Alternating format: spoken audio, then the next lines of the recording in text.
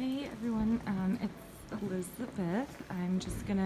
It's about 9 in the morning. I take my flight to Germany today, and so I'm just gonna do a brief little walk and talk just so you can see Santiago de Compostela. It's a very beautiful city. I tried doing it now, one, because there's no rain, and two, there's not as many people out, so I hate doing some of these videos because everybody just looks at me like I'm such an American, which I guess I am in this degree. But actually, if you do the Camino and you do the French way, this is the way that you walked in. It's a lot more scenic than the way the Portuguese way walked in.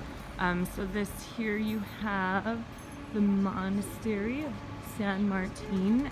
So if you are a pilgrim, apparently they do pilgrim menus there, and I think they also have some beds that you can sleep in, which I think is up in that tower over there. So that's really interesting. The markers are different from the Portuguese way and the French way. So for the Portuguese way, you had these stone blocks that said Galicia, and I'll show you in a moment, because for the French way there's actual like metal shells that are in the ground. And so here is the side of the cathedral here, and we're going to keep going straight so we go into the main square, where I'll show you certain things. And yeah, the cathedral is quite impressive, probably one of the most impressive I've seen, besides like the Notre Dame in Paris, the Notre Dame in Strasbourg, and the main cathedral in Prague is I can't remember, Tinel or Tinti, I don't remember, I'd have to look at it. Are pretty, I guess, impressivo. So yeah, I leave this morning. This whole journey is now a memory. It's crazy. I was just, getting so excited about it. And the irony is, I found out yesterday I'm getting that temporary layoff from work, which maybe to some degree is a celebration, and then I get an email about recruiting for senior fitness, which the irony is I continue to work with seniors.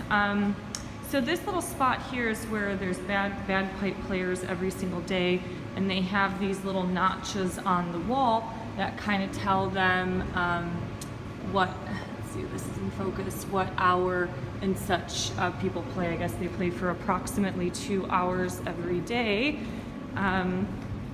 And as we walk in, you can kind of see the contrast between the dark and the light, but also the fog. It's really quite amazing and impressive, this fog here.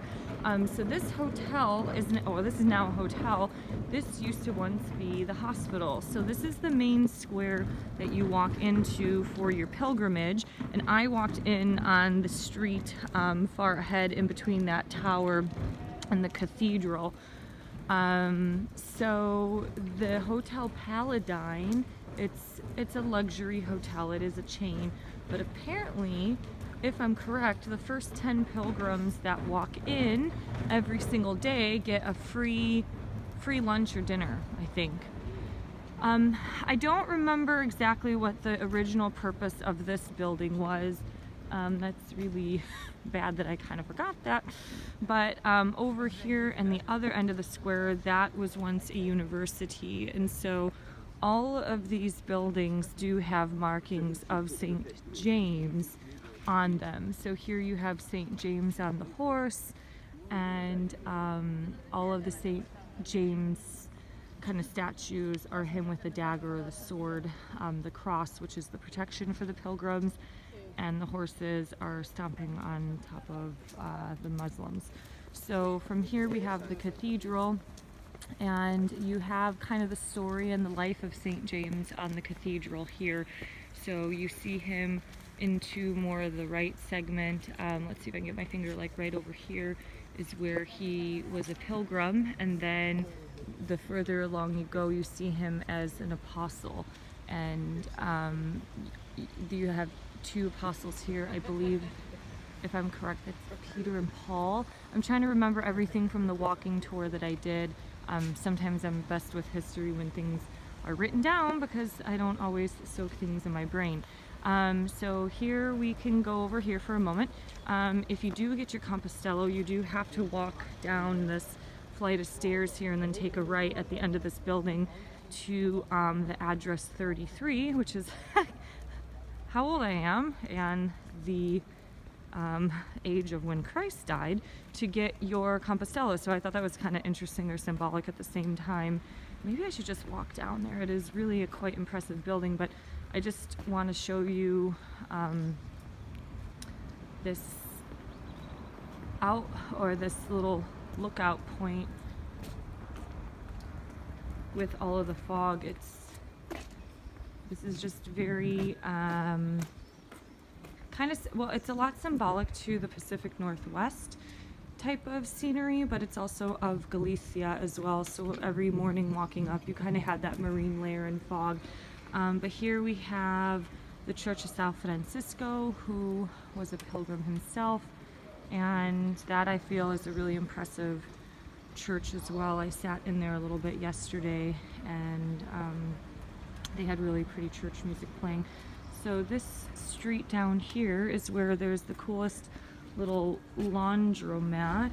Maybe we'll walk down there, but I'll show you kind of something else. Let's see, so this is just kind of the lookout viewpoint. And yeah, we will take a walk and talk with a little bit of history. I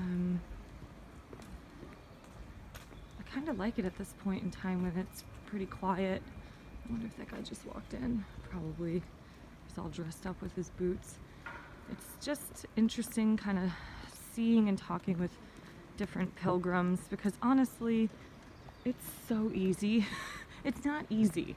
The pilgrimage isn't easy, but when you're comparing modern deism to what it used to be, you know, back in the day of the 800s or the 1400s, when you literally were just walking in a cloak with a little satchel of change, you know, that type of life is a lot more difficult than it is today. Let's see.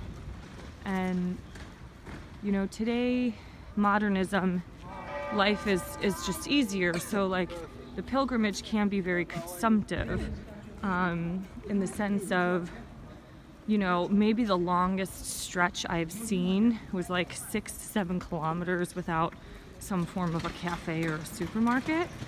But the irony is, going at the end of the season, basically the high season I believe is like May through the end of October. So November 1, there are very few people that go, and a lot of pilgrims that you meet and see end up going on the French Way, which I've been told is really amazing and beautiful, but it's very touristy, and I've already had like my moments of weird tourism to where you can see kind of on these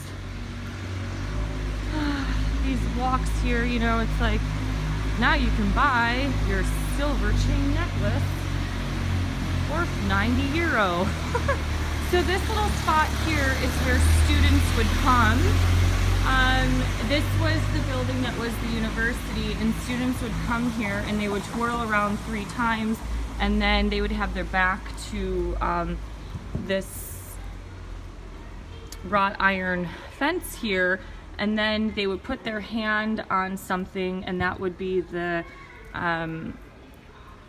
subject that they would study in school. So it was kind of, you know, you were chosen, what subject you chose was based kind of on luck, I guess, to some degree. So we have a nice little square over here. Yeah,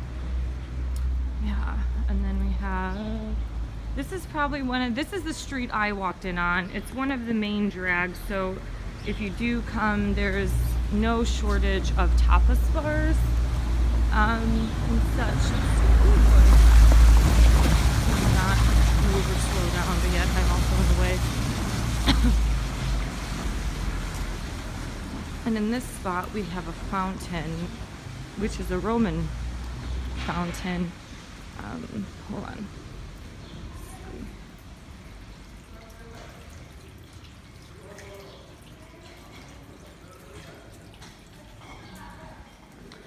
So if I remember correctly, when St. James's body came through, that was a moment when like water sprung out from the ground, and that became kind of its first original fountain. I actually didn't go right. This is the main street, but maybe we'll just take a left so you can see some of the other bits and parts of this little place. But yeah, you definitely have no shortages of cafes and you know, places for breakfast and things to buy. We'll go down one more little street here. Maybe this takes us back. But yeah, you just, I don't know, this is just so typical European. You have these little like nook and cranny streets. Portuguese and Spanish cities are much more grand than I would say like the Eastern Bloc and Germany and France. You have a lot more of those like tiny little streets where, you know, it's as wide as your body. So it's really neat. Voila. Okay, well, you know what? I'm gonna go ahead and end this because it's already over 11 minutes, and at least you got to see some of the main parts. But it's a really pretty city, and thank you for watching, and see you later. Bye.